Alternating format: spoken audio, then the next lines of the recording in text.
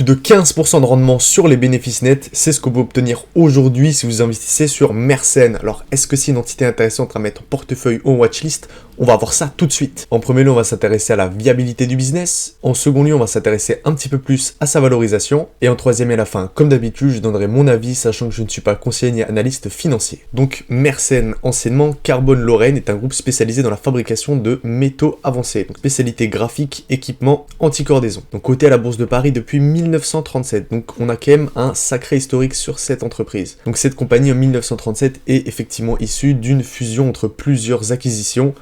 La compagnie de Lorraine de charbon pour l'électricité en 1891, qui possède toujours une usine, qui a donc fusionné avec Carbone Lorraine, qui est donc devenu le groupe Mersenne en 1937.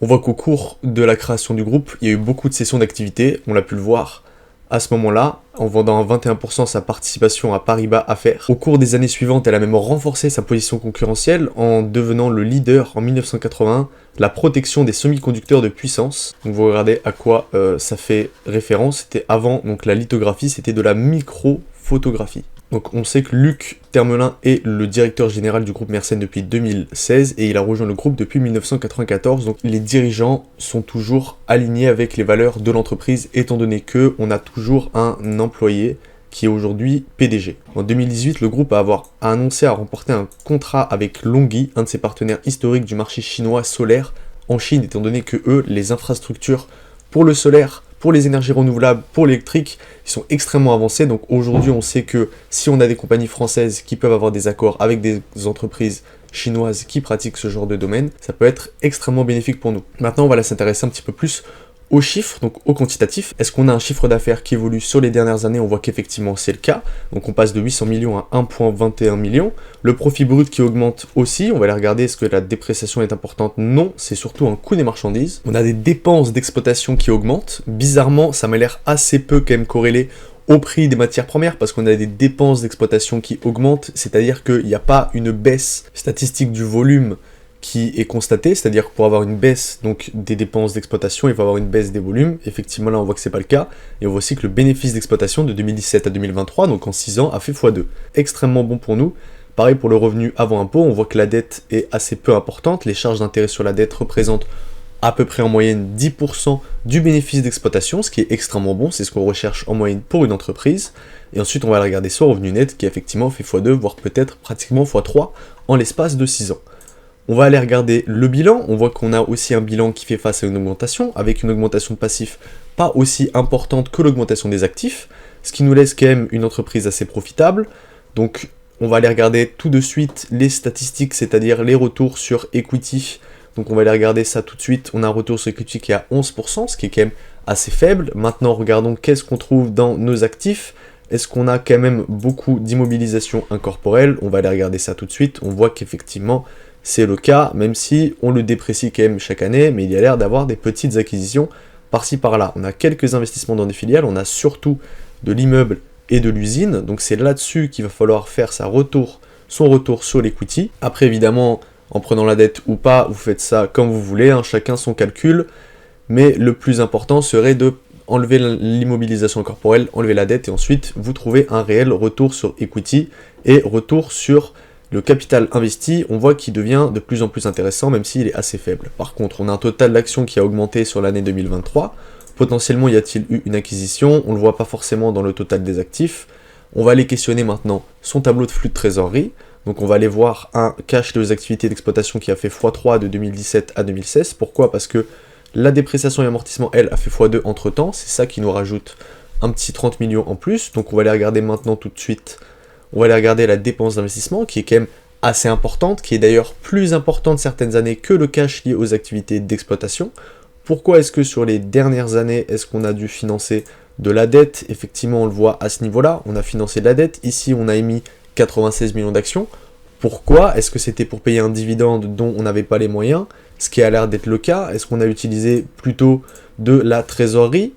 On voit qu'effectivement, la trésorerie a été utilisée. Alors, quel a été l'objectif donc de cette augmentation de capital? Peut-être pour financer un besoin au fonds de roulement qui allait être urgent, peut-être augmenter donc la capacité de nos inventaires. On va aller regarder ça. Les inventaires ont été augmentés un petit peu, les créances clients un tout petit peu. On va aller regarder peut-être dans nos créances à ce niveau-là. Peut-être que non, les dettes à long terme, ça n'a pas bougé, provision pour risque et charges non plus, et nos comptes créanciers, ça n'a pas bougé, voire même on en a payé pour 3 millions. Donc on a l'air d'avoir une entreprise qui est assez bien gérée, même si elle a une dépense d'investissement assez importante, elle a assez peu de dettes comme on l'a vu, il y a pas mal de choses dans ses actifs. Maintenant, le fait qu'elle verse un dividende alors qu'elle n'a pas forcément les moyens, étant donné que sa dépense en capital est toujours plus importante que son cash lié aux activités d'exploitation, on tombe donc sur un free cash flow qui est négatif sur les dernières années. Donc maintenant, on va aller regarder un petit peu les statistiques. On va aller voir qu'en termes de ratio cours-bénéfice, elles s'échangent quand même dans un multiple assez varié. En tout cas, sur les ratios flux de trésorerie qui sont pas extrêmement bons, comme on les a vus, qu'il faut aller retraiter. Si on regarde par exemple sur l'année 2023, donc on a fait 165 millions, on a dépensé 187, donc on a un manque à gagner de 22. Comment on le récupère? On récupère 96. Avec ces 96, donc on arrive à peu près sur 70. Et après, avec les 70, on rembourse de la dette et on va rembourser un dividende en utilisant aussi 26, on l'a vu, de notre trésorerie. Donc sur les dernières années, on voit qu'effectivement, on n'a pas pu mettre beaucoup d'argent en trésorerie, étant donné que les dépenses d'investissement étaient assez fortes, en tout cas pas de 2017 à 2020. Maintenant, depuis la crise du Covid, potentiellement, y a-t-il eu une augmentation, une accélération de la demande vis-à-vis de Mersenne? Peut-être qu'est-ce qu'ils font beaucoup d'acquisitions, donc beaucoup de dépenses pour pouvoir continuer de grossir énormément. On voit que d'ailleurs la dépense d'investissement en 2 ans, elles ont fait x2. Donc est-ce qu'il y a un gros manque à gagner par là? Est-ce que possiblement en augmentant nos capacités de production, est-ce que Mersenne va pouvoir mieux s'en sortir? C'est une question qu'il faut aller se poser. Donc en termes de bénéfices, qu'est-ce que pensent les analystes? Ils pensent qu'il y aurait une grosse augmentation sur les prochaines années à venir.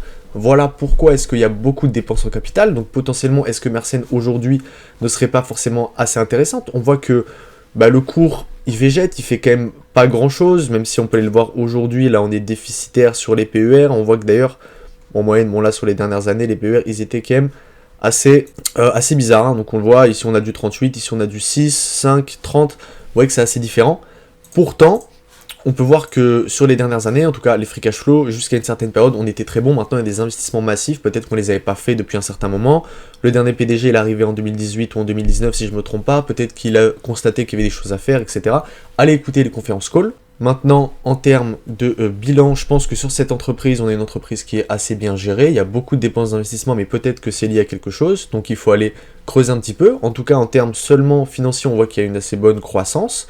En tout cas, elle a l'air d'être assez soutenue sur les dernières années, en tout cas en chiffre d'affaires, donc potentiellement en volume. Maintenant, c'est une question qu'il faut aussi aller poser au management. Est-ce que c'est une entreprise qui pourrait être bien gérée, même si le management n'est pas là pour aller faire des investissements en capitaux, si c'est important ou pas? Est-ce qu'on pourrait pas simplement verser un dividende et être pérenne avec une croissance qui se maintient? C'est une question qu'il faut aller se poser. Maintenant, si vous appréciez ce genre de contenu, n'hésitez pas à mettre un like et à vous abonner. Et moi, je vous dis à bientôt.